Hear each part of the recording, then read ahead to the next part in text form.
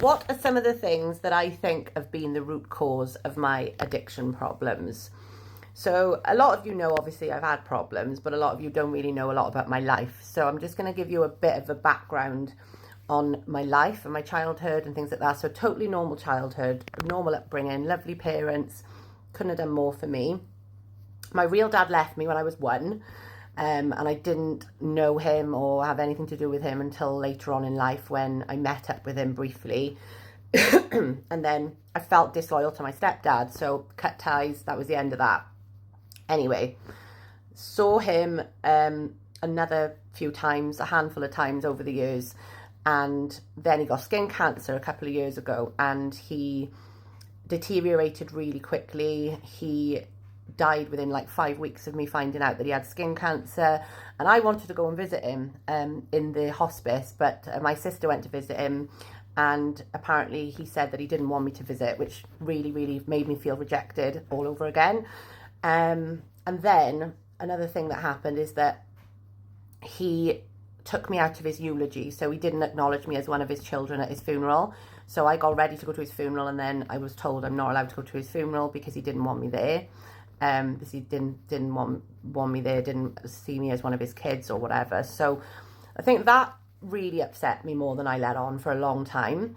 And I still feel angry about that, because I feel like he took away my closure and wasn't giving me the opportunity to kind of, you know, he'd left me once when I was one, and now he's left for good. And I kind of feel like he took away my closure, you know, because and part of me, like, I know where he's buried. I know he's up in Bury St Edmunds, and part of me feels like I should go and pay my respects and close the door on that chapter of my life. But then the other part of me just feels like I couldn't bring myself to go all the way to Bury St Edmunds to say my bit, because he probably wouldn't want me there anyway. He didn't even want me at his funeral. So, you know, that's where I'm at with that. I lost my best friend 2 years ago in October.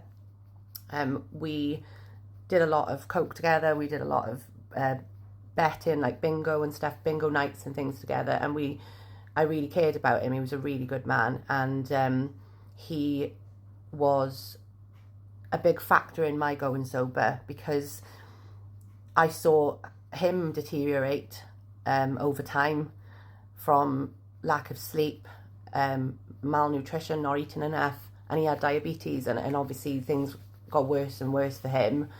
And it was a total shock, because I honestly didn't think that he was going to go, you know. And that is why I'm swimming 22 miles this year for Diabetes UK, and why I swam 22 miles for Diabetes UK last year. And I miss him every day. I miss him every day, because he was the kindest man, and he took me under his wing anytime I needed anything. For God's sake, anytime I needed to talk to somebody, I could talk to him about everything and anything. I could fart in front of him. I could do absolutely anything. He knew all my relationship problems when I had them. He knew all my family problems. He was there with me when I did interviews for my jobs. He was a massive part of my life. And I know that hurts, you know, and it does hurt. And I don't like to talk about it a lot, because it does really get me down. And I have to talk about it, because keeping his memory alive is so important to me as well, you know. But yeah, I struggle with that, because I don't have many friends. And even though we did do things together like that, coke and whatever, there was more to that friendship, you know. Like, whereas some people, you just sesh with them and that's the end of it, and you don't see him again to the next week. I could go anywhere with him, like, and do anything with him. I would have gone on holiday with him. We were talking about holidays, and we went to bingo together, and he was just the nicest person, and he had my genuine best interests at heart. He was the kindest man, and I'll never get a friend like that again, you know. And without him, I don't have any friends, like really good friends or anything, so that's been hard.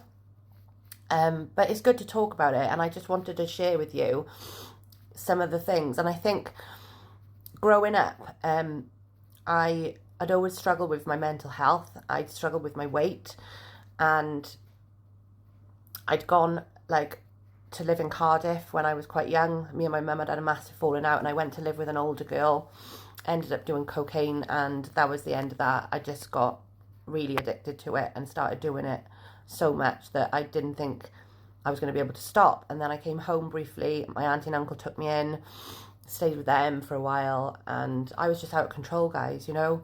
And it wasn't long before I was doing it again, and it just went from there, really. And I'd had just toxic relationship after toxic relationship. I'd gone for really abusive men. I'd gone for, like, I'd never allowed myself to be single. There's loads of different things, and I do need some kind of therapy to get through those, I think. But for now, my best therapy is to stay sober and clean, because when I'm not sober and clean, those things used to come out in a horrible way, you know, like I would be angry at the world, and I would be constantly upset, and it just wasn't a nice side of me. And I think if you've got deep-rooted issues, it's really important that, you know, you realise that drink is only ever going to make them worse, you know. And I didn't even think about this until just now when I was speaking to my friend Tor, and she said, you know, you need to find out what causes your insecurities, what causes all these different things. And she's right, you know, like I need to do a lot of self-searching and self-work, because it's important that we get at the bottom of who we are and why we are the way we are, because, you know, addiction doesn't just happen, you know. I have got a borderline personality diagnosis as well. I'm not going to use that as a crutch, because like I said the other day in my video, I make my choices to relapse. But I do feel like there is mental health problems in our family that have gone back years and years, and I've definitely been impacted by that. And I don't consider myself mentally normal at all. But yeah, so that's just a bit about me and a bit about what triggers me and the things that I find difficult. And hopefully you know me a bit better now.